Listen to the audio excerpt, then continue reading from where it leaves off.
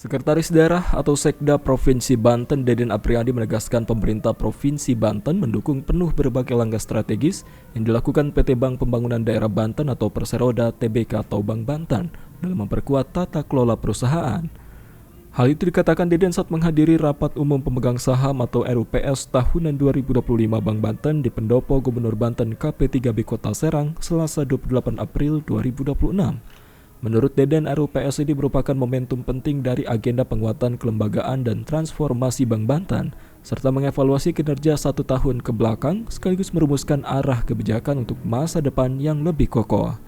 Deden juga memastikan Bank Banten tidak hanya bertahan, tetapi berkembang sebagai instrumen penting dalam mendorong inklusi keuangan, memperkuat kapasitas fiskal daerah, serta menghadirkan layanan keuangan yang lebih dekat dan lebih bermanfaat bagi masyarakat Banten.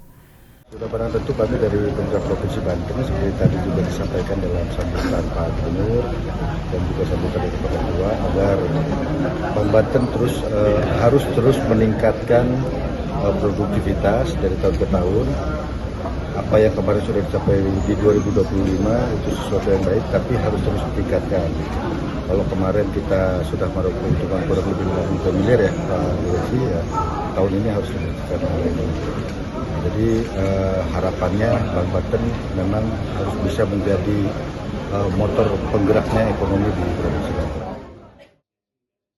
Direktur Utama atau Dirut Bank Banten Muhammad Bustami menambahkan, RUPST ini dilaksanakan dalam kondisi kinerja perseroan yang terus menunjukkan tren positif.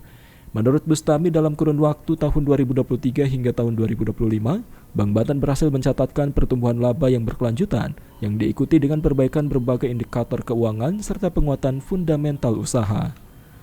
Yang pertama dalam rangka memenuhi tata kelola tentunya. Yang kedua, kami melaporkan perkembangan kinerja Bank Banten di tahun 2025. Alhamdulillah, Bank Banten mengalami peningkatan kinerja finansial dari sisi aset, dari sisi kredit diberikan dana pihak ketiga maupun termasuk bottom line-nya. Bottom line dalam artian laba bersih. Termasuk juga salah satu yang sering dipertanyakan adalah perbaikan yang cukup signifikan, yaitu di dalam gross NPL ratio yang di akhir tahun 2025 sudah berada di bawah 5%. Di sisi bisnis dan layanan pemerintah daerah, pengelolaan rekening kas umum daerah atau RKUD hingga saat ini telah dipercayakan kepada Bank Banten oleh beberapa pemerintah daerah seperti pemerintah Provinsi Banten, pemerintah Kabupaten Lebak, pemerintah Kota Serang, dan pemerintah Kabupaten Pandeglang, dan yang terbaru pemerintah Kabupaten Serang. Hendra Hermawan, jurnalis Banten TV dari Serang, memberitakan.